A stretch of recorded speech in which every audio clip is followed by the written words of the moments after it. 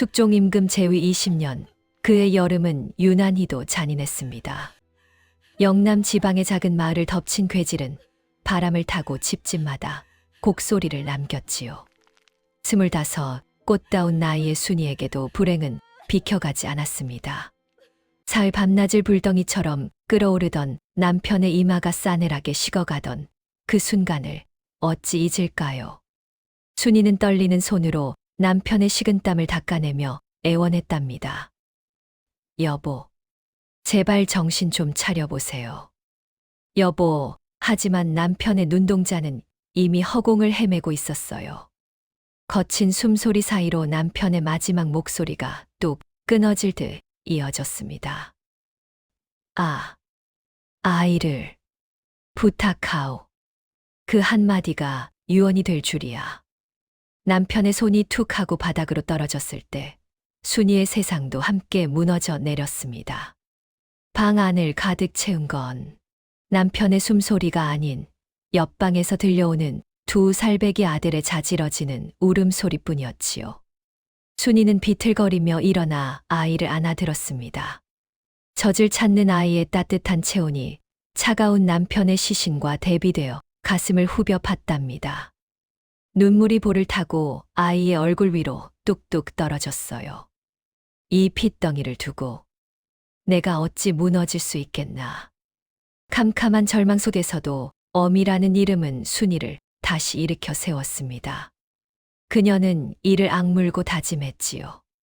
이 아이만큼은 보란듯이 키워내겠노라고 말입니다. 남편을 뒷산에 묻고 석 달, 집안의 세간살이는 쌀독과 함께 바닥을 드러냈습니다. 순이의 얼굴은 반쪽이 되었지만 아이의 배를 골릴 수는 없었지요. 지푸라기라도 잡는 심정으로 찾은 곳은 마을 어귀의 약방이었습니다. 6순이 넘은 약방 어르신은 휑한 순이의 눈빛을 보고는 긴 한숨을 내쉬었답니다. 부인, 안색이 말이 아니구려. 내 일을 좀 도와주겠소. 그날부터 순이의 하루는 새벽별을 보며 시작되었습니다. 동이 트기도 전 차가운 새벽 이슬을 맞으며 산을 올랐지요. 가시덤불에 옷이 찢기고 돌부리에 채여 발톱이 빠지는 날도 부지기수였습니다. 자, 저기 붉은 줄기가 도는 것이 당귀라 하오. 여인네 몸을 따뜻하게 해주지. 어르신의 말씀에 순이는 거친 손으로 조심스레 흙을 파냈습니다. 흙내음 섞인 당귀의 알싸한 향기가 코끝을 스칠 때면 고단함도 잠시 잊히곤 했어요. 어릴 적 어깨 너머로 배운 글솜씨로 약초의 이름을 하나하나 적어 내려가는 순이의 눈빛은 마치 귀한 보물을 다루듯 빛이 났답니다. 어느 날 흙투성이가 된 순이의 손을 보며 어르신이 혀를 차셨습니다. 자네 손끝이 야무지기가 이를 데 없네. 배우려는 마음만 있다면 훌륭한 약사가 될 터인데 참으로 아깝구려. 그 말은 순이의 가슴 속에 작은 불씨를 지폈습니다. 비록 지금은 천한 과부의 몸이나 내 아들만큼은 귀하게 키우리라. 약초 바구니의 무게가 천근만근이어도 순이가 버틸 수 있었던 건 바로 그 희망 때문이었지요. 새벽 약초 캐기가 끝나면 순이의 전쟁은 장터로 이어졌습니다. 약초 냄새가 채 가시기도 전에 이번에는 비릿한 생선 냄새가 온몸을 감쌌지요. 한낮의 장터는 전쟁터나 다름없었습니다. 좋은 자리는 이미 억센 사내들이 차지하고 있었고 순이는 구석진 자리에 쭈그리고 앉아야만 했어요. 비키시오. 여자가 재수 없게 어디를 끼어들어. 옆자리 생선 장수의 고함에 순이는 광주리를 끌어안고 뒤로 물러나야 했습니다. 서러움이 목구멍까지 차올랐지만 꿀꺽 삼켜내었지요. 생선 사시오. 싱싱한 은어가 왔습니다. 목이 쉬도록 외쳐보지만 사람들의 발길은 뜸하기만 했습니다.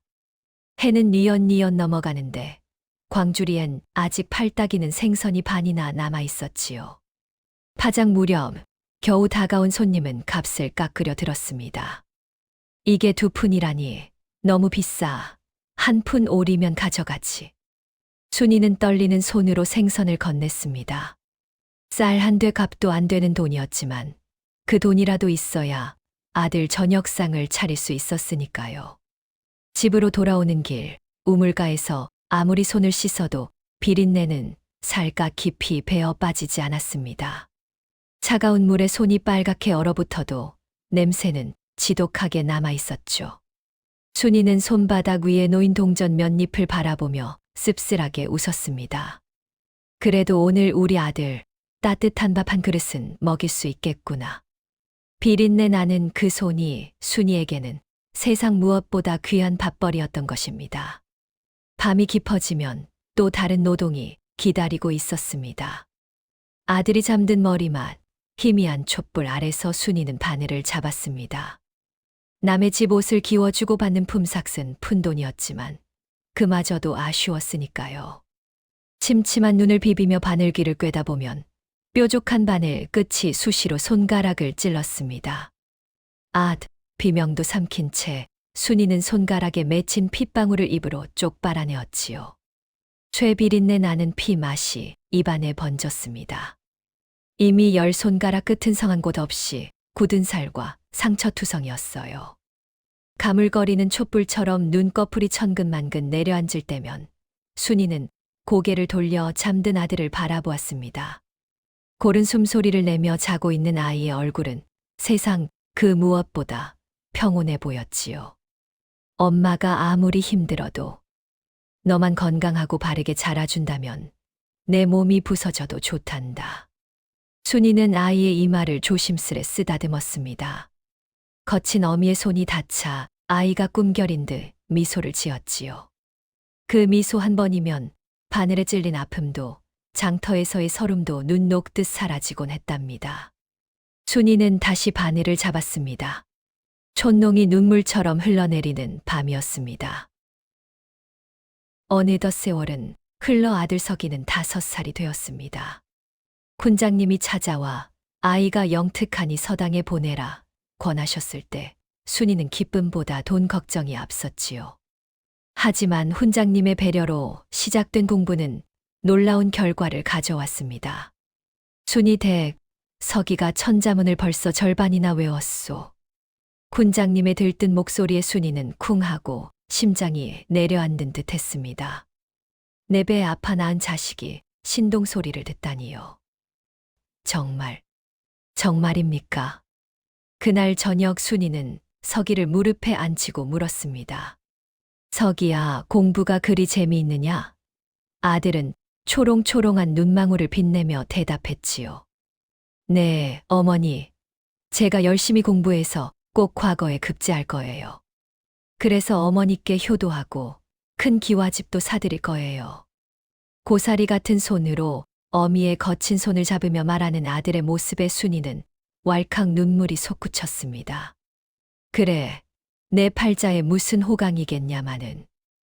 너만 잘 된다면, 너만 양반들 틈에서 기죽지 않고 살 수 있다면. 순이는 아이를 으스러져라 끌어안았습니다. 아들의 총명함은 순이에게 고단한 삶을 버티게 하는 유일한 동아줄이자 찬란한 희망이었습니다. 10년이라는 세월이 강물처럼 흘렀습니다.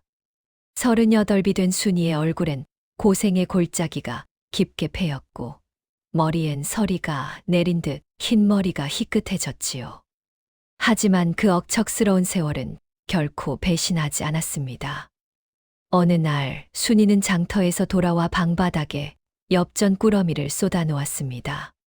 10년 동안 먹을 것 안 먹고 입을 것 안 입어가며 모은 돈 10냥이었습니다. 얘야, 어머니가 드디어 집을 샀단다. 새빵살이 서름을 끝내고 내 집을 마련하던 날 순이는 낡은 문지방을 쓰다듬으며 소리 없이 울었습니다. 그뿐이 아니었습니다. 그로부터 4년 뒤에는 장터의 생선가게를 인수했고 또 3년 뒤에는 100평이나 되는 밭까지 샀지요. 25 젊은 과부가 맨주먹으로 일궈낸 기적 같은 재산이었습니다. 어머니, 정말 대단하세요. 장성한 아들의 존경 어린 눈빛을 받으며 순이는 웃었습니다. 이제는 좀 숨통이 트이는구나. 집도 있고 가게도 있고 밭도 있으니 이 정도면 든든하지 않니? 순이는 아들의 손을 꼭 잡았습니다. 거칠고 투박해진 자신의 손이 부끄럽지 않았습니다. 이 손으로 내 아들을 지켰고 우리 집안을 일으켰으니까요. 하지만 순이는 꿈에도 몰랐습니다. 이 평화가 폭풍 전의 고요였다는 것을 말입니다. 아들 서기가 23살 되던 해, 온 마을의 기대를 한 몸에 받으며 과거 길에 올랐습니다. 순이는 정화수를 떠놓고 밤새 빌고 또 빌었지요. 하지만 닷새 뒤 돌아온 아들의 어깨는 축 처져 있었습니다. 어머니, 낙방했습니다.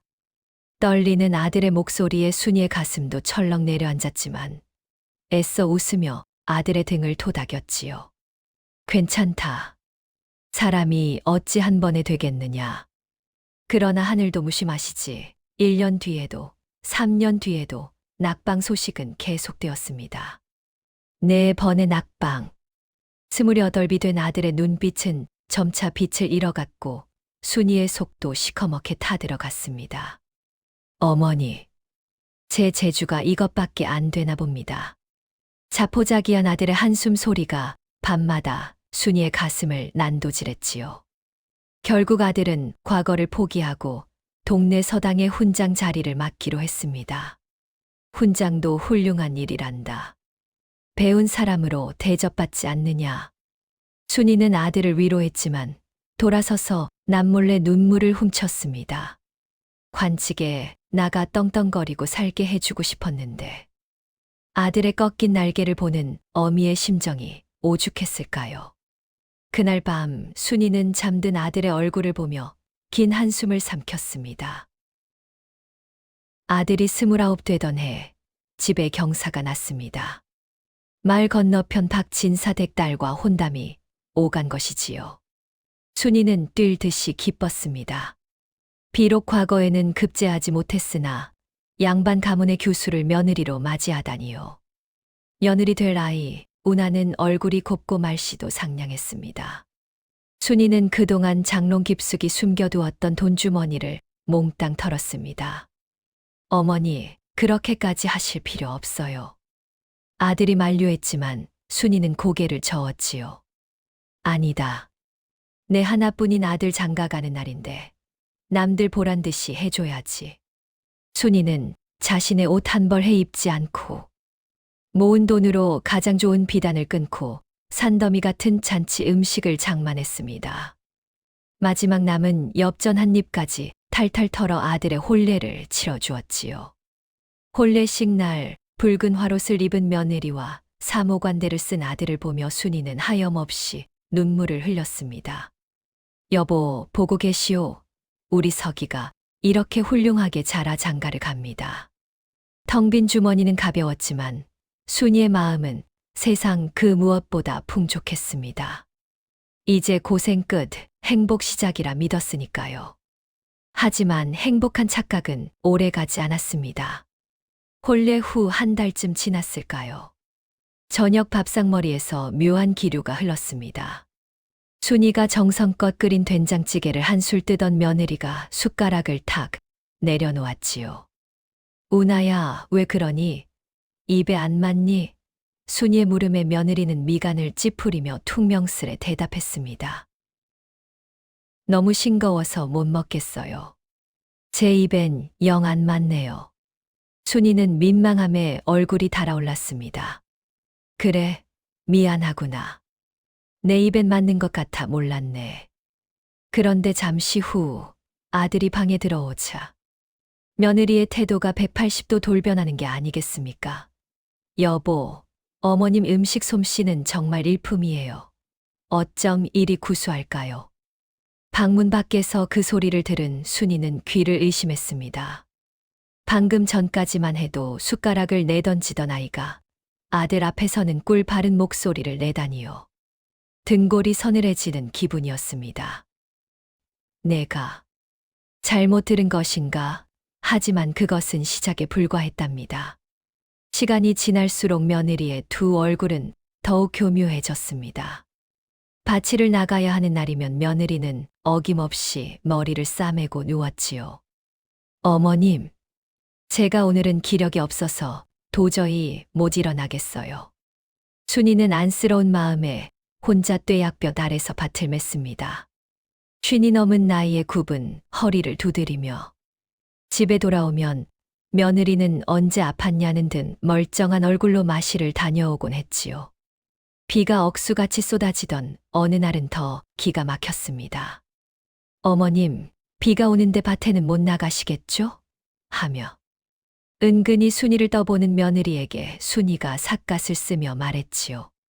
비가 오나 눈이 오나 곡식은 주인의 발소리를 듣고 자라는 법이다. 그러자 며느리는 들으란 듯이 코웃음을 쳤습니다. 에이, 미련하게. 하루 이틀 안 간다고 죽나요? 그뿐만이 아니었습니다. 며느리는 은근슬쩍 집안의 주도권을 뺏기 시작했지요. 어머님, 안방이 너무 넓어서 외로우시죠? 저희가 안방을 쓰고 어머님이 건넌방 쓰시는 게 어때요? 거기가 더 아늑하잖아요. 말은 번지르르 했지만 결국 시어머니를 좁고 추운 방으로 내몰겠다는 뜻이었습니다. 아들은 아내의 치마폭에 쌓여 꿀먹은 벙어리가 되어 있었고요. 순이는 짐을 챙겨 좁은 건넌방으로 옮기며 가슴을 쳤습니다. 이것이 내가 평생을 바쳐 일군 집인데 내 집에서 내가 객이 되는구나.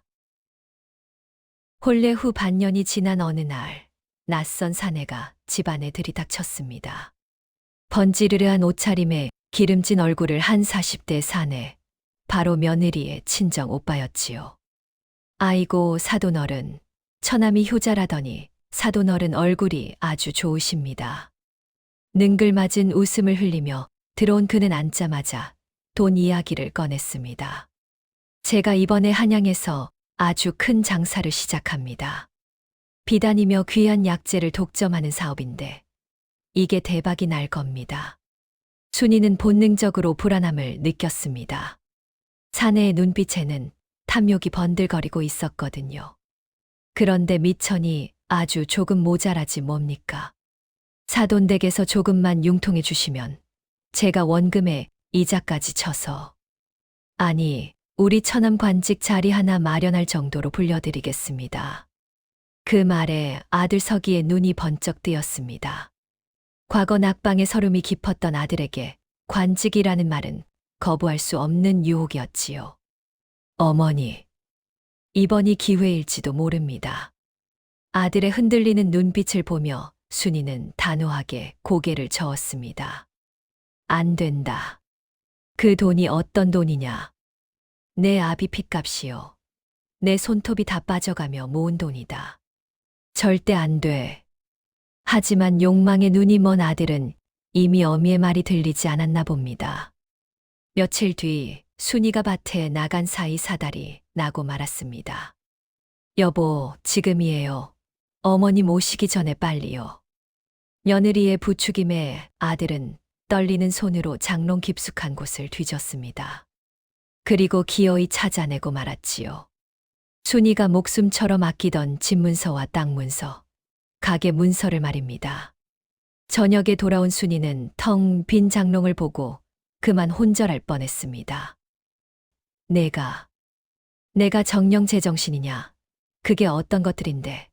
순이가 바닥을 치며 통곡했지만 아들은 고개를 돌리며 변명하기 급급했습니다. 어머니 금방 불려서 가져온다 하지 않았습니까? 저도 이제 가장 노릇 좀 해보자고요. 이놈아, 세상에 공짜는 없는 법이다. 내 피땀을. 내 인생을 내가 훔쳐간 게야. 순이의 절규는 공원 메아리가 되어 흩어졌습니다. 아들은 문서를 들고 처남에게 달려갔고 며느리는 뒤에서 회심의 미소를 짓고 있었지요. 순이는 쿵쿵 뛰는 가슴을 부여잡고 밤새 앓았습니다.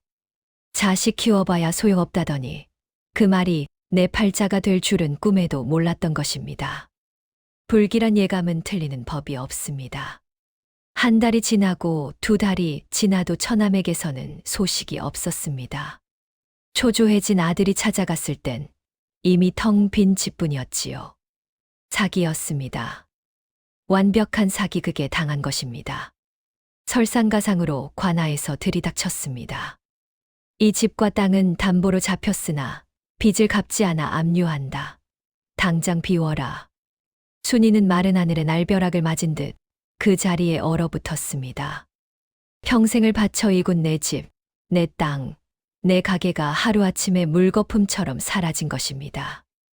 허름한 초가 삼간 새빵으로 쫓겨나던 날, 며느리는 표독스러운 본색을 완전히 드러냈습니다. 아이고, 내 팔자야.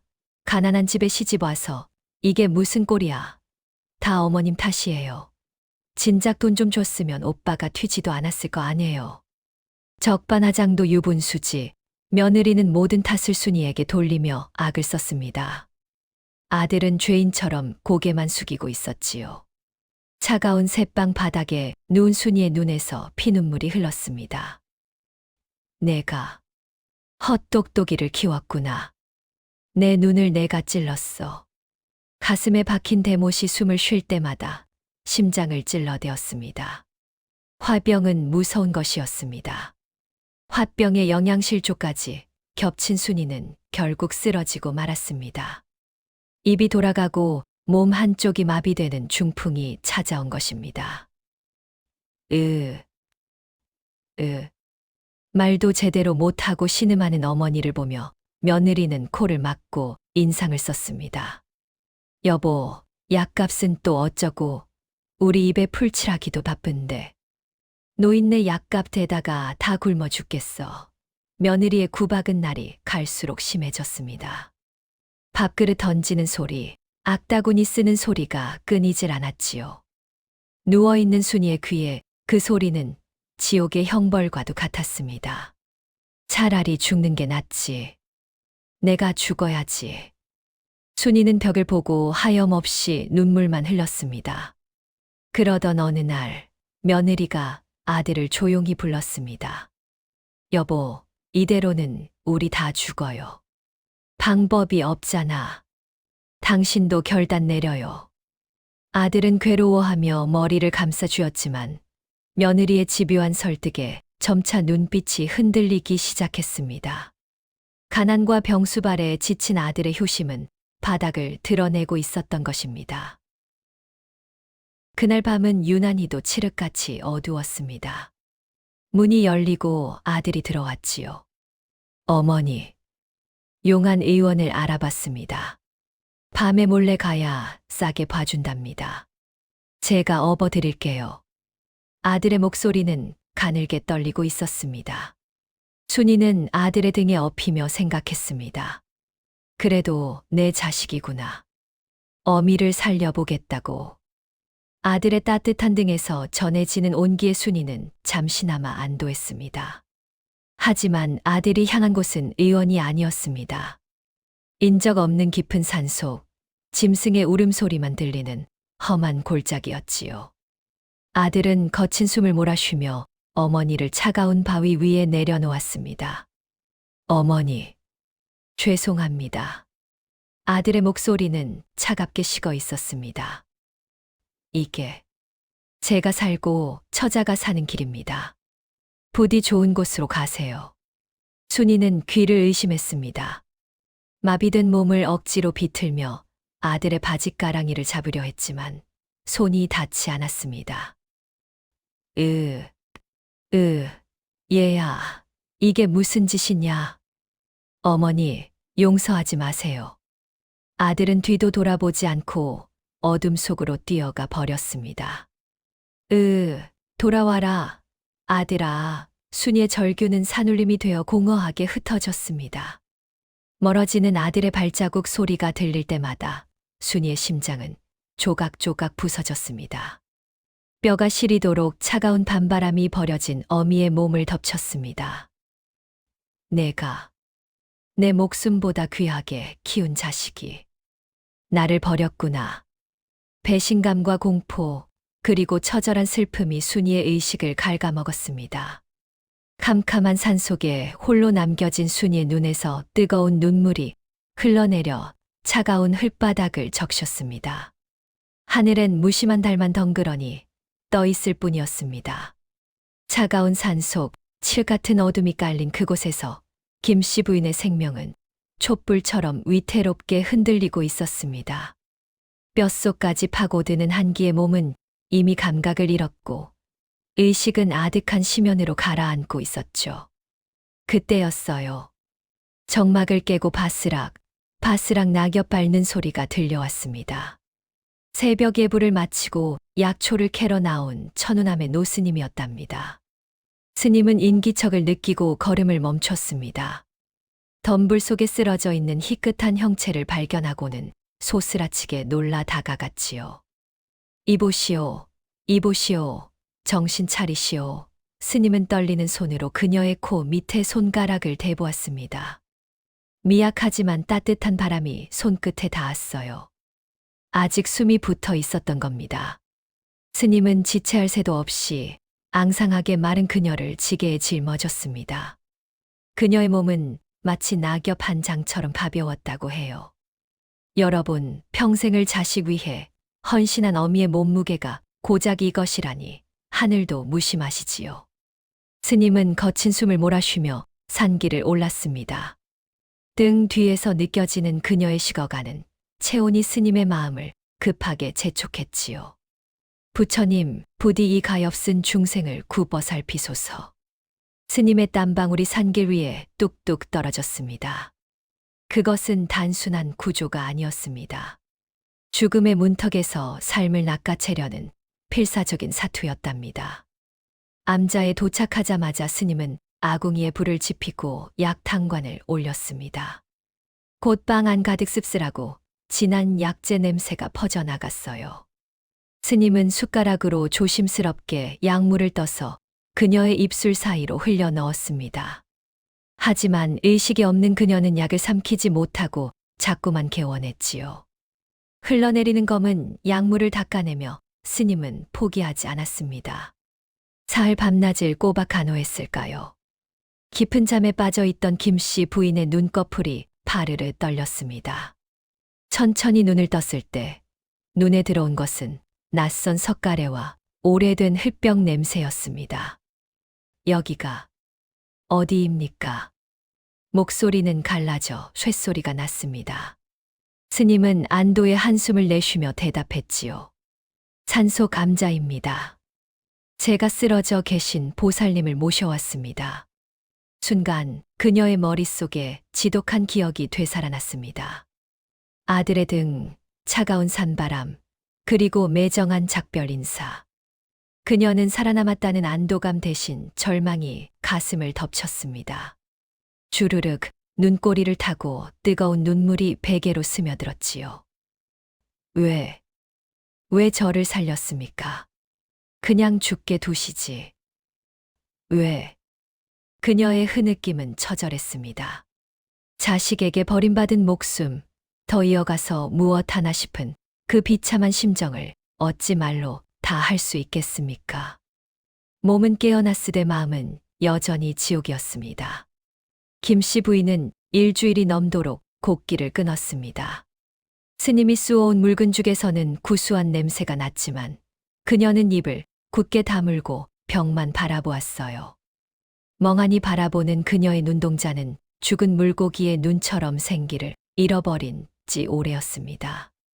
보살님, 이러다 정말 큰일 납니다.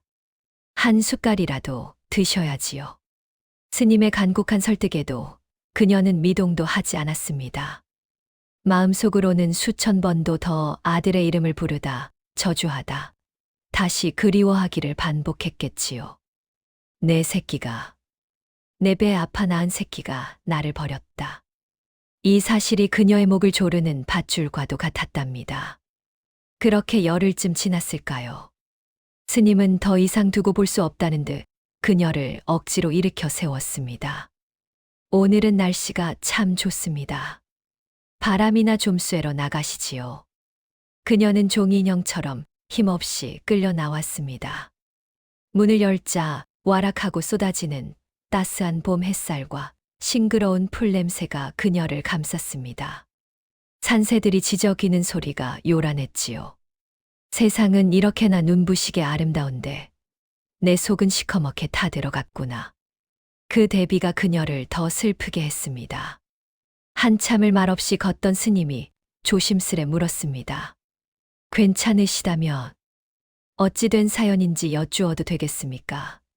그녀는 한참 동안 마른 입술을 달싹이다가 마침내 가슴 속 응어리를 토해냈습니다. 아들이 의원에게 간다더니 저를 이곳에 버렸습니다. 아내와 행복하게 살고 싶다고. 말을 마친 그녀는 주저앉아 오열했습니다. 흙바닥을 치며 우는 그 소리가 산골짜기를 메아리쳐 울렸지요. 평생을 바친 헌신의 대가가 6이라니, 여러분, 이것이 과연 사람이 할 짓입니까? 스님은 아무 말 없이 그녀의 곁에 앉아 주었습니다. 그녀의 통곡이 잦아들 때까지 그저 묵묵히 기다려 주었지요. 한참 뒤 스님은 그녀의 떨리는 어깨에 손을 얹고 나지막이 말했습니다. 부인의 잘못이 아닙니다. 부인은 훌륭한 어머니였습니다. 죄는 천륜을 저버린 그 아들에게 있습니다. 그녀는 고개를 저으며 눈물을 닦았습니다. 그래도 제 자식입니다. 제가 낳아 기른 자식이 부모를 버려도 부모는 자식을 미워할 수 없는 법. 그것이 어미의 가슴 찢어지는 운명이겠지요. 스님은 먼 산을 바라보며 말을 이었습니다. 부인 죽을 고비에서 살아난 것은 우연이 아닙니다. 하늘이 부인을 살린 데에는 반드시 뜻이 있을 것입니다. 지금은 모르시겠지만 시간이 지나면 알게 될 겁니다. 그러니 부디 스스로를 귀하게 여기십시오. 하늘의 뜻이라는 그 말이 죽어가던 그녀의 마음에 작은 파문을 일으켰습니다. 나에게 아직 남은 삶의 이유가 있을까? 그녀는 눈물 젖은 눈으로 푸른 하늘을 올려다보았습니다. 그날 이후 김씨 부인은 조금씩 마음을 열기 시작했습니다. 며칠 뒤 산책길에서 스님이 분홍빛 진달래꽃을 가리켰지요. 보십시오.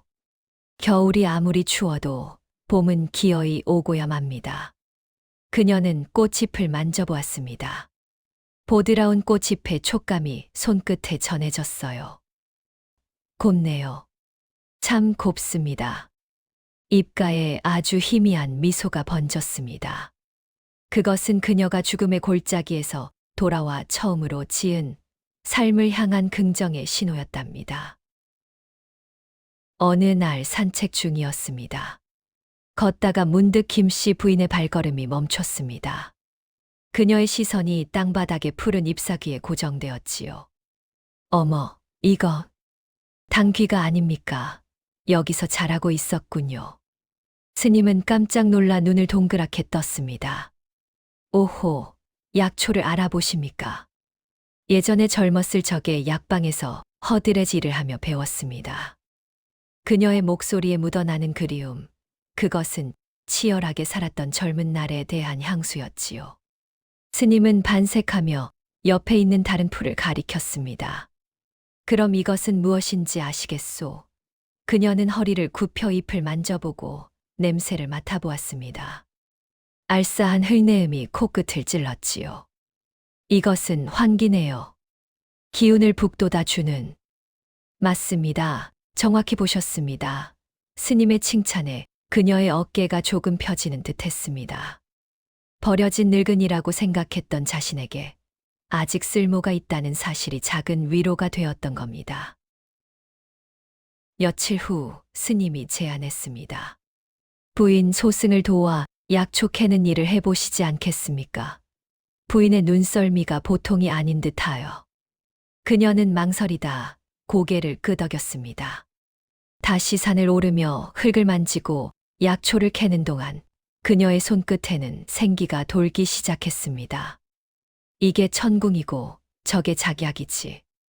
옛 기억이 하나둘씩 되살아나며 그녀는 아들에 대한 원망 대신 약초에 집중하게 되었습니다. 땀을 흘리며 일하는 동안만큼은 가슴 속의 불덩이도 잠시 식는 듯 했답니다. 그렇게 계절이 바뀌고 가을이 왔습니다. 김씨 부인의 몸은 많이 좋아졌지만 여전히 중풍의 후유증으로 한쪽 다리를 절었고 손은 수전증처럼 달달 떨렸습니다. 어느 날 홀로 깊은 산속을 거닐던 중이었습니다. 바위 틈 사이에서 기이한 붉은 열매가 반짝이는 것이 보였지요. 저게 뭐지? 홀린 듯 다가가 흙을 파헤치던 그녀의 눈이 쟁반만하게 커졌습니다. 이건. 그녀는 급히 스님을 불렀습니다. 달려온 스님은 그 약초를 보고는 그 자리에 털썩 주저앉고 말았습니다. 세상에. 나무 아미타불. 이것은 천년 묵은 산삼입니다. 하늘이 내린 영약이란 말입니다. 스님의 목소리가 감격으로 떨렸습니다. 외두가 길게 뻗고 잔뿌리가 옥처럼 얽힌 실로 보기 드문 명물이었지요. 부인, 이것은 하늘이 부인의 억울한 삶을 보상해 주시는 겁니다. 부인의 것입니다. 제게 이런 귀한 것이. 그녀는 흙 묻은 손으로 산삼을 받아들며 하염없이 눈물을 흘렸습니다. 자식에게 버림받은 나를 하늘은 버리지 않았구나. 그 벅찬 감동에 가슴이 터질 것만 같았답니다. 스님은 즉시 산삼의 뿌리 일부를 잘라 정성껏 다려 주었습니다. 어서 드십시오. 부인의 병을 고칠 유일한 약입니다. 그녀가 떨리는 손으로 약사발을 비우자 뱃속에서부터 뜨거운 기운이 확 퍼져나갔습니다. 마치 꺼져가던 아궁이에 장작을 넣은 듯 온몸에 활력이 돌기 시작했지요. 기적은 일주일 뒤에 일어났습니다. 아침에 눈을 뜬 김씨 부인은 무심코 물사발을 집어들었습니다. 달달 떨리던 손이 멈춰 있었습니다. 자리에서 일어나 걸어보았습니다. 질질 끌리던 다리에 힘이 들어가며 똑바로 걸어지는 게 아니겠습니까? 스님, 제 몸이 나섰습니다. 그녀는 아이처럼 펄쩍펄쩍 뛰며 기뻐했습니다. 거울 속에 비친 얼굴에는 병색이 사라지고 윤기가 흐르고 있었지요. 실로 하늘이 도운 회생이었습니다. 스님은 남은 산삼을 한양 양령시에 내다 팔라고 권했습니다. 한양 양령시는 그야말로 난리가 났습니다. 이건 전설 속의 산삼이요. 내가 1,500냥을 주겠소. 옆에 있던 다른 상인이 아니요. 내가 2,000냥을 주리다. 결국 산삼은 무려 2,000냥에 팔렸습니다. 평생 생선을 팔아 모은 돈이 10냥이었는데 2,000냥이라니요. 김씨 부인은 돈주머니를 받아들고 다리가 풀려 주저앉았습니다. 이제 다시는 굶지 않겠구나. 다시는 돈 때문에 무시당하지 않겠구나. 그녀의 눈에서 회한과 감격의 눈물이 주르르 흘러내렸습니다. 암자로 돌아온 김씨 부인은 스님에게 뜻밖의 제안을 했습니다. 스님, 저는 이 돈으로 암자 밑에 약방을 차리고 싶습니다. 제가 겪은 고통을 약으로 승화시켜 아픈 사람들을 돕고 싶어요. 스님은 합장하며 환하게 웃었습니다. 참으로 훌륭한 뜻입니다. 부처님께서도 기뻐하실 겁니다. 곧이어 뚝딱뚝딱 공사가 시작되었습니다. 톱질 소리와 망치질 소리가 산골짜기에 울려 퍼졌지요. 한 달 뒤 번듯한 기와집 약방이 완성되었습니다. 간판에는 천운약방이라 썼습니다. 하늘의 운으로 다시 살았다는 뜻이었지요. 개업 첫날 고열에 시달리는 아이를 업은 안악이 찾아왔습니다. 의원님, 제발 우리 아이 좀 살려주세요. 돈은 나중에 꼭 갚겠습니다. 김씨 부인은 아이의 맥을 짚고는 침착하게 약을 지었습니다. 걱정 마시오. 당귀와 황기를 썼으니 금방 열이 내릴게요. 돈은 필요 없소. 그녀의 정성 덕분일까요? 아이는 하룻밤 만에 털고 일어났습니다. 소문은 발 없는 말이 되어 천리를 갔습니다. 산속에 용한 여의사가 있다더라. 죽어가던 사람도 그 약방 물 한 모금이면 살아난다더라. 약방 앞은 매일 환자들로 문전성시를 이루었습니다. 김씨 부인은 가난한 이들에게는 무료로 약을 지어주었고 부자들에게는 제값을 받았습니다. 그녀의 곳간은 비어질 새가 없었고 그녀의 명성은 한양 도성까지 퍼져나갔습니다. 바야흐로 인생 역전이 시작된 것입니다. 어느덧 1년이라는 세월이 흘렀습니다.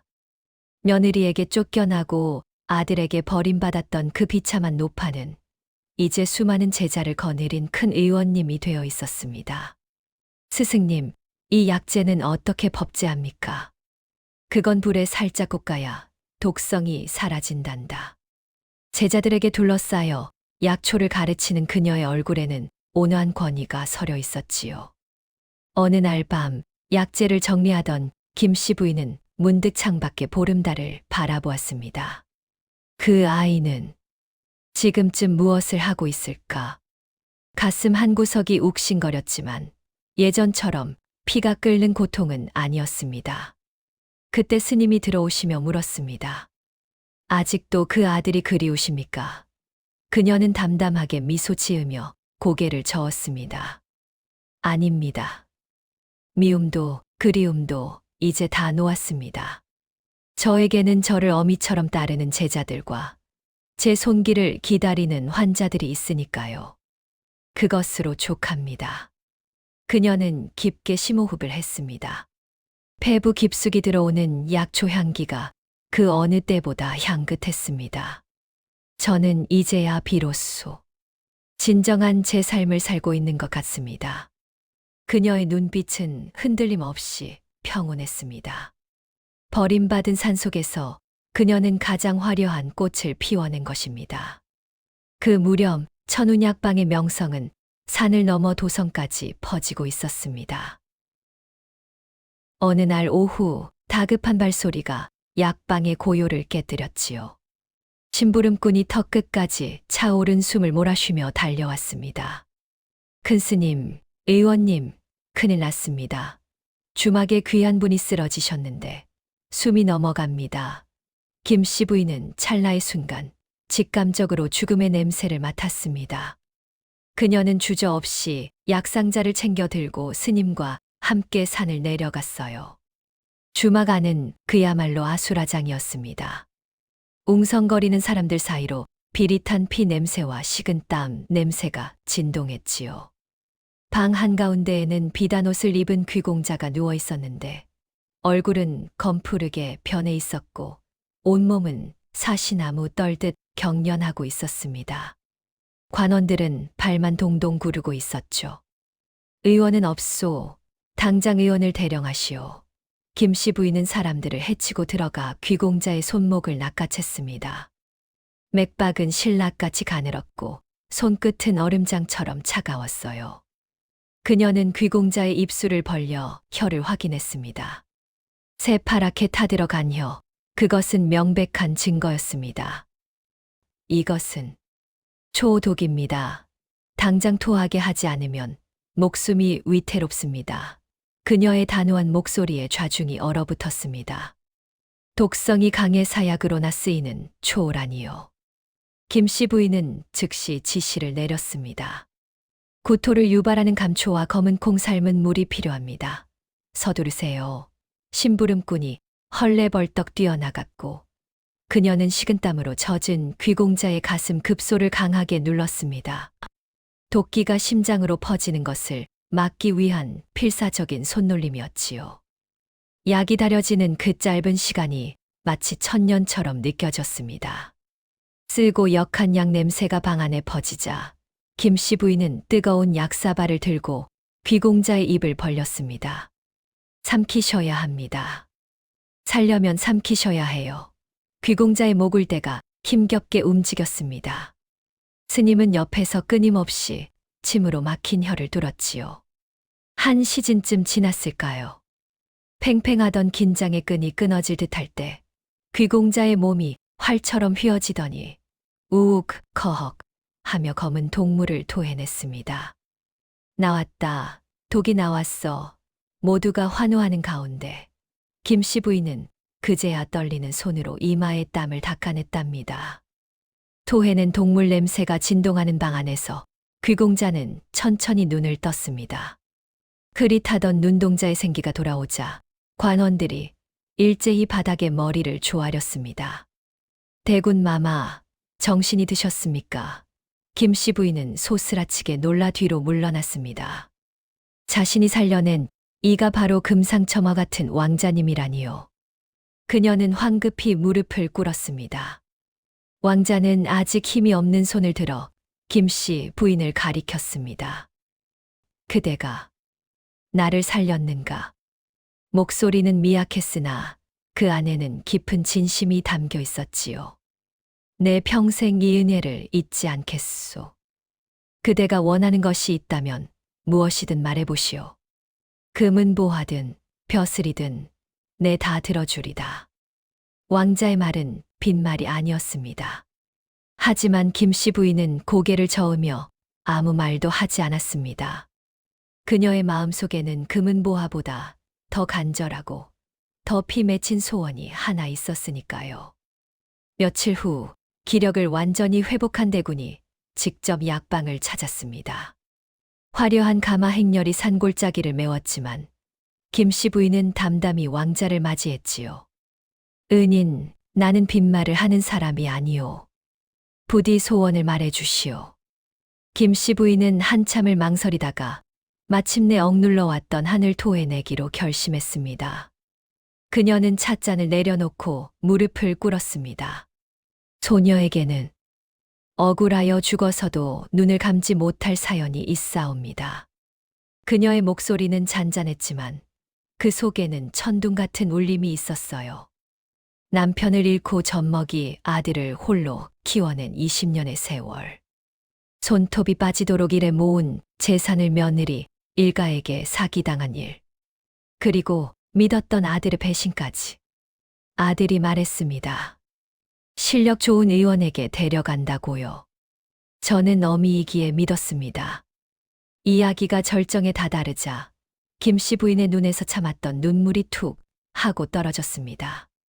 그런데 그 아이는 인적 없는 산속 깊은 곳에 저를 내려놓고는 이게 제가 아내와 행복하게 살 수 있는 방법이라 했습니다. 그리고는 뒤도 돌아보지 않고 가버렸습니다. 그녀의 고백을 듣던 대군의 주먹이 부들부들 떨렸습니다. 폐륜이라는 두 글자가 왕자의 가슴에 불을 질렀지요. 천하에 어찌 그런 짐승만도 못한 짓을. 내 그놈들을 당장 잡아들여 천륜을 바로 세우겠소. 왕자의 서슬퍼런 분노가 약방을 가득 채웠습니다. 왕실 조사단이 파견되자 사건의 전말은 순식간에 드러났습니다. 며느리의 오빠 박씨라는 자는 기생집에서 흥청망청 술판을 벌이고 있었지요. 부어라, 마셔라. 내 매제가 곧 한자리 할 것인데 돈이 대수냐. 기생들의 웃음소리와 술 냄새가 진동하는 그곳에 관원들이 들이닥쳤습니다. 왕명을 받들어 사기꾼 박씨를 체포한다. 탁자 위의 술병이 와장창 깨지며 놈의 헛된 꿈도 산산조각이 났습니다. 놈은 사시나무 떨듯 떨며 질질 끌려갔지요. 아들 서기와 며느리 운하의 집에도 포졸들이 들이닥쳤습니다. 폐륜 죄인 서기와 운하를 포박하라. 이게 무슨 짓입니까? 우리는 죄가 없습니다. 서기는 발버둥 쳤지만 이미 모든 증거와 증인이 확보된 뒤였어요. 내가 그날 밤 똑똑히 봤소. 저놈이 늙은 어미를 등에 업고 산으로 가는 것을. 빼도 박도 못하는 증언 앞에서 두 사람은 얼굴이 하얗게 질려 주저앉고 말았습니다. 인과응보, 죄지은, 자가받을 벌이 시작된 것입니다. 며칠 후 해인골과나 마당은 구경 나온 백성들로 발 디딜 틈이 없었습니다. 뚱뚱뚱 엄숙한 북소리가 울려 퍼지고 서슬퍼런 관찰사가 등장했습니다. 형틀에 묶인 죄인 3명은 고개를 쳐박고 벌벌 떨고 있었지요. 사람들은 그들을 향해 돌멩이를 던지며 야유를 퍼부었습니다. 저런 천하의 불효자 놈, 짐승만도 못한 것들. 그때 관아의 문이 열리며 장내가 찬물을 끼얹은 듯 조용해졌습니다. 비단옷을 곱게 차려입은 김씨 부인이 당당하게 걸어 들어왔기 때문입니다. 죽은 줄 알았던 어머니가 살아서 그것도 귀부인의 모습으로 나타나자 아들 서기의 눈동자가 찢어질 듯 커졌습니다. 어머니, 살아계셨습니까? 며느리는 귀신이라도 본 듯 비명을 지르며 고개를 파묻었습니다. 그럴 리가. 분명 산짐승밥이 되었을 텐데. 김씨 부인은 천천히, 아주 천천히 아들 앞으로 걸어갔습니다. 그녀의 눈빛은 서리빨처럼 차가웠습니다. 아들이 울부짖으며 애원했습니다. 어머니, 제가 잘못했습니다. 제정신이 아니었습니다. 한 번만 용서해 주십시오. 하지만 그녀는 미동도 하지 않았습니다. 그녀의 침묵은 아들의 비명보다 더 무겁고 무서웠습니다. 한참의 침묵 끝에 김씨 부인이 입을 열었습니다. 그 목소리는 한겨울의 칼바람처럼 매서웠습니다. 그대가 나를 산속에 버리던 그 밤을 기억하느냐? 서기는 숨도 쉬지 못하고 헐떡거렸습니다. 나는 그날 밤 차가운 돌바닥에 누워 하늘의 별을 세며 생각했다. 젖물리며 키운 내 세월이, 내 피땀 어린 20년이 고작 이것이었구나 하고. 그녀는 싸늘한 눈으로 아들을 내려다보았습니다. 너는 내게 실력 좋은 의원에게 간다고 거짓을 말하고는 아내와 행복하게 살기 위해 나를 버린다고 했다. 어머니, 제발. 그런데 하늘이 나를 살렸다. 내가 헌신짝처럼 버린 이 목숨, 이제는 나를 필요로 하는 사람들을 위해 쓰려 한다. 서기는 짐승처럼 울부짖으며 어머니를 불렀습니다. 어머니, 저도 어머니가 필요합니다. 살려주십시오. 하지만 김씨 부인은 단호하게 고개를 저었습니다. 이 순간을 위해 수없이 다짐하고 또 다짐했던 말을 내뱉었지요. 너에게는 이미 어미가 없다. 그 한마디에 서기의 고개가 툭 떨어졌습니다. 내가 나를 산에 버린 그날, 너는 스스로 내 아들이기를 포기했느니라. 이제 그 죄값을 달게 받아라. 그녀는 뒤도 돌아보지 않고 관찰사에게 고개를 숙였습니다. 대감, 법대로 다스려 주시옵소서. 저는 더 이상 저 자와 혈육의 정이 없사옵니다. 관찰사의 호통이 관할을 쩌렁쩌렁 울렸습니다. 왕명을 받들어 선고하노라. 북소리가 다시 한 번 둥 하고 울렸습니다. 폐류나 서기는 노모를 유기하고 천륜을 어겼으니 곤장 100대에 처하고 평생 노비로 신분을 격하하여 국경 변방의 관노로 보낸다. 또한 향후 3대까지 과거 응시를 영구 금지하며 모든 재산은 몰수하여 어머니께 환원하라.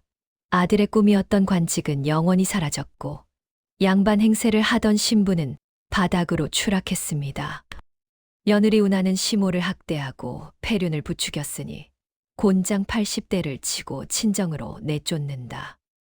또한 재혼을 금지하며 천일간 빈민구호소에서 봉사하게 하라. 며느리의 얼굴은 사색이 되어 흙바닥에 처박혔습니다. 사기꾼 처남은 전 재산을 몰수하고 피해자들에게 배상하라. 그리고 제주도로 유배 보내 평생 선 밖으로 나오지 못하게 하라.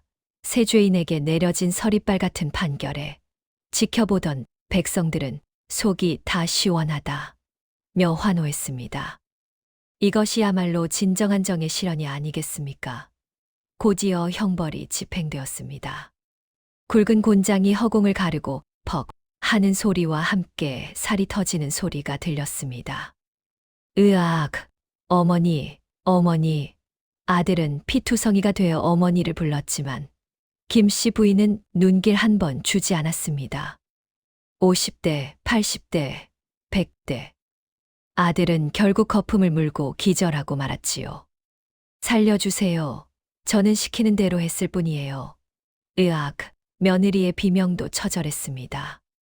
곱게만 자랐던 그녀의 몸은 곤장 앞에 낙엽처럼 부서졌습니다. 며느리의 오빠는 목에 무거운 칼을 쓰고 질질 끌려갔습니다.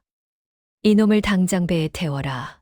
그는 울며 불며 살려달라 빌었지만 그를 기다리는 것은 평생의 노역뿐이었습니다. 새 죄인이 피투성이가 되어 끌려나가는 모습을 보며 김씨 부인은 깊은 한숨을 내쉬었습니다. 그것은 통쾌함이면서도 한때 가족이었던 이들의 몰락을 지켜보는 씁쓸함이었겠지요. 그로부터 1년이 흘렀습니다. 김씨 부인의 약방은 이제 명실상부한 최고의 의원으로 자리 잡았습니다. 의원님, 제 다리가 싹 나섰습니다. 허허, 다행이요. 무리하지 마시오. 그녀의 얼굴에는 예전의 근심 대신 온화한 미소가 머물고 있었지요. 돈이 없어 쩔쩔매는 이들에게는 약값을 받지 않았고 그녀의 덕행은 널리 칭송받았습니다. 어느 맑은 날 지팡이를 짚은 노인 한 분이 약방을 찾아왔습니다. 여기가 소문난 그 약방이요. 김씨 부인은 약재를 다듬다 고개를 들고는 깜짝 놀랐습니다. 바로 그녀에게 처음 약초를 가르쳐 주었던 옛 약방 어르신이었기 때문입니다. 어르신, 살아계셨군요. 두 사람은 서로를 부둥켜 안고 뜨거운 눈물을 흘렸습니다. 내 눈이 틀리지 않았어. 자네가 이렇게 훌륭한 의원이 될 줄 알았네. 모두 어르신 덕분입니다. 제가 죽지 않고 산 이유입니다. 두 사람은 약초 향기 가득한 마당에서 지난날의 고생과 지금의 기쁨을 나누며 환하게 웃었습니다. 저녁놀이 붉게 물드는 언덕, 김씨 부인은 홀로 앉아 먼 하늘을 바라보았습니다. 그 아이는 살았는지 죽었는지 문득 아들 생각이 스쳤지만 그녀는 고개를 저었습니다. 아니다. 이제 상관없는 일이다. 그녀의 곁으로 스님이 다가와 앉았습니다. 평안하십니까? 예, 스님. 나에게는 이제 새로운 가족들이 있으니 더 바랄 것이 없습니다. 그녀는 자신이 치료해 준 환자들, 자신을 따르는 제자들, 그리고 생명의 은인인 스님을 바라보았습니다. 핏줄보다 진한 정으로 맺어진 진짜 가족들이었지요. 김씨 부인은 붉게 타오르는 노을을 향해 미소 지었습니다. 지난날의 모진 풍파는 그녀를 꺾지 못하고 오히려 더 단단하고 향기로운 나무로 만들어 주었던 것입니다. 여러분, 이 이야기는 우리에게 깊은 깨달음을 줍니다. 삶의 가장 밑바닥, 절망의 순간이 오히려 새로운 삶을 시작할 수 있는 가장 단단한 기반이 될 수 있다는 것입니다. 세상은 스스로를 포기하지 않는 사람을 결코 외면하지 않으며 피보다 진한 사랑과 정의는 반드시 존재합니다. 오늘 이 시간, 고난을 이겨내고 자신만의 꽃을 피워낸 김씨 부인처럼 여러분의 삶에도 희망과 평화가 가득하기를 기원합니다.